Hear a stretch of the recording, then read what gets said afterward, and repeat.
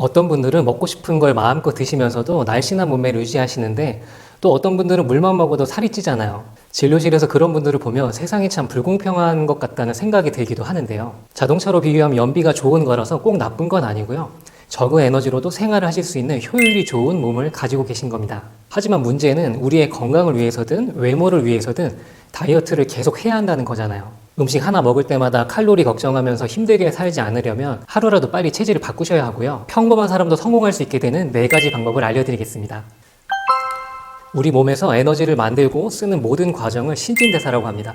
이런 신진대사율이 낮은 분들은 일상생활에서 에너지를 적게 쓰기 때문에 남들보다 조금 먹어도 살이 더 잘 찌게 되는데요. 그렇다고 해서 에너지를 안 먹고 안 쓰는 것보다 인생을 길게 봤을 때 에너지를 잘 먹고 잘 쓰는 것이 더 현명한 방법입니다. 우리가 음식을 조절하는 것은 한계가 있기 때문에 결국 신진대사량을 높여야 되는 거고요. 신진대사량이 높아지면 쉽게 살이 안 찌기 때문에 음식을 조금 더 편하게 드실 수 있게 됩니다.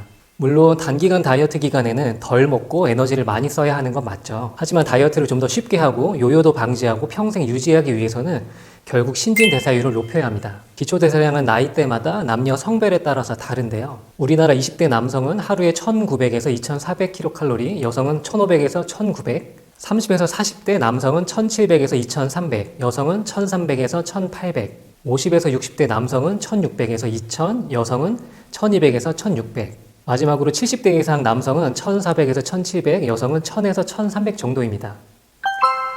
20대에서 60대까지 나이대와 성별이 같을 때 하루 기초대사량은 400에서 600칼로리 정도 차이가 나는데요. 하루로 보면 적은 양 같지만 한 달로 보면 12,000에서 18,000칼로리 정도 되죠. 초코파이 한 개가 150칼로리니까 한 달에 초코파이 80개에서 120개 정도 차이가 날 정도로 굉장히 큰 차이가 있습니다. 하지만 아쉽게도 기초대사량은 타고난 체질이 중요한데요. 각종 연구 결과를 보면 나이가 들면서 조금씩 낮아질 수밖에 없고요.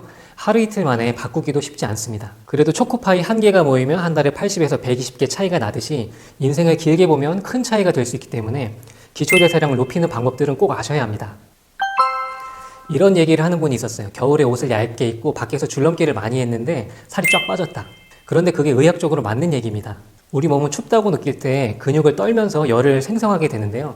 이때 근육이 빠르게 수축 이완하기 때문에 에너지가 소비되는 겁니다. 그리고 정기적으로 차가운 환경에 노출되면 갈색 지방이 많아지는데요. 갈색 지방이 활성화되면 체내의 지방을 연소시켜서 체온을 유지하는 몸으로 변하게 되고요. 자연스럽게 기초대사량이 높아지게 됩니다. 손흥민 선수를 보니까 몸 관리를 위해서 냉수 목욕을 루틴으로 하더라고요. 일반인들은 그 정도까지는 아니더라도 하루에 30초에서 1분 정도 찬물로 샤워하는 것으로 시작해서 시간을 조금씩 늘려보는 것도 좋은 방법이고요. 추운 날씨에 옷을 좀 얇게 입고 러닝이나 줄넘기 같은 운동을 해주시는 것도 좋습니다. 겨울철 실내 온도를 평소보다 2에서 3도 정도 낮춰주시고 자꾸 찬 기운에 몸을 노출하시고 적응하는 노력을 해주시는 것이 기초대사량을 끌어올리는 좋은 방법이 될 수 있습니다. 하지만 개인의 건강 상태에 따라서 일시적으로 면역력이 저하될 수 있고 또 혈관 탄력이 부족한 분들에게는 심혈관계 증상이 발생할 수도 있기 때문에 주의가 필요하고요. 그렇기 때문에 몸을 찬 기운에 노출시키는 것은 약하게 시작해서 점차 시간을 늘려주시는 것이 안전합니다.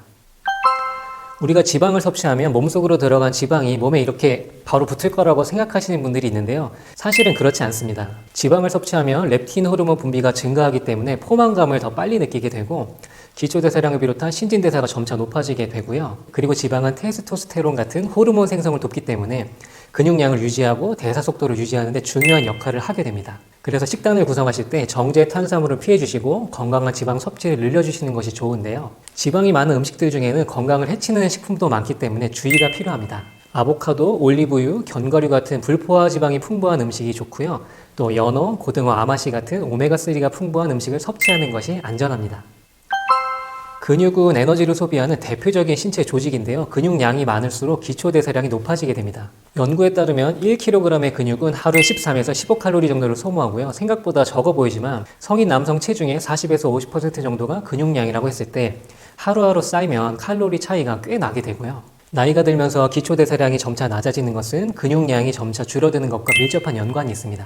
근육을 늘리는 것은 생각보다 쉽지 않은데요. 그래도 최소한 근손실을 막기 위해서 반드시 신경을 쓰셔야 하고요.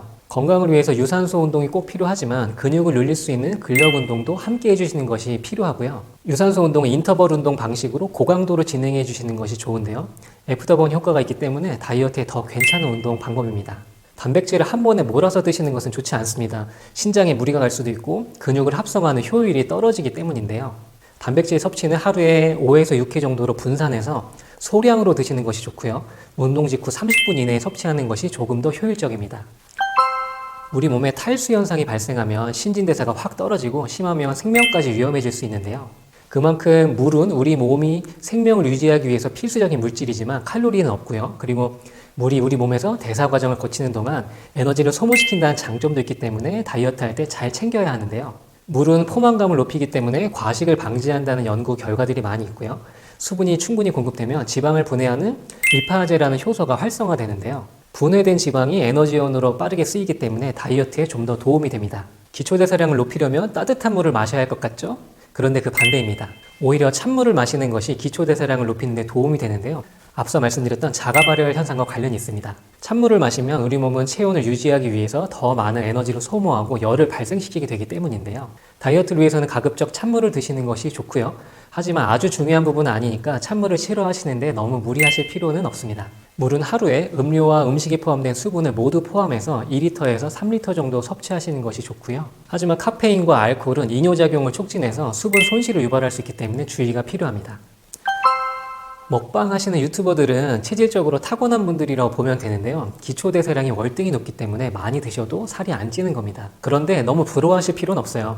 자동차마다 적당한 엔진이 필요하죠. 그래야 오래 타도 쉽게 고장이 나지 않는 것처럼 우리 몸은 굉장히 다양한 장기들이 복합적으로 작용하고 있고요. 겉으로 보이는 외모뿐만 아니라 내부 장기까지 밸런스가 딱 맞춰져 있습니다. 그게 체질이라는 거고요. 좋은 체질, 나쁜 체질은 없습니다. 물론 체질마다 타고난 장점과 약점이 모두 존재하는데요. 내가 가진 체질의 장점은 계속 유지하고 약점은 보완하면서 살아가는 것이 정답입니다. 예를 들어 기초대사량이 낮은 분들은 주변 환경이 열악한 조건에서도 오래 생명을 유지할 수 있다는 장점이 있으신 거고요. 다이어트라는 측면에서는 먹고 싶은 것을 편하게 못 드시니까 힘든 부분이 있으신 겁니다. 체질은 하루 이틀에 바뀌는 것이 아니기 때문에 인생을 길게 보고 노력하시면 서서히 바뀌게 될 거고요. 기초대사량이 지나치게 낮아서 쉽게 살이 찌는 분들은 의학적인 도움이 필요하실 수도 있는데요. 다이어트를 돕는 약이나 보조제들은 대체로 대사량을 높여주는 작용을 하는데요. 일정 기간 도움을 받는 것은 나쁘진 않습니다. 우리나라에서 처방받을 수 있는 각종 전문 의약품과 보조제에 대해서 제가 총정리를 해놓은 영상이 있는데요. 아래 고정 댓글을 확인해 보시면 정보가 도움이 되실 겁니다.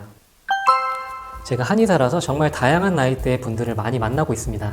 신진대사라는 것은 어린 아기 때는 활발하게 높고요. 20세 성인이 되면 60세 정도까지 완만하게 유지하다가 나이가 들면서 갑자기 기초대사량이 쭉 떨어질 때가 오거든요. 지금 이 영상을 보시는 분들은 대부분 성인이실 텐데요. 지금 기초대사량이 높은 분들이라도 나이가 들면서 언젠가 쭉 떨어질 때가 온다는 점은 기억하셔야 합니다.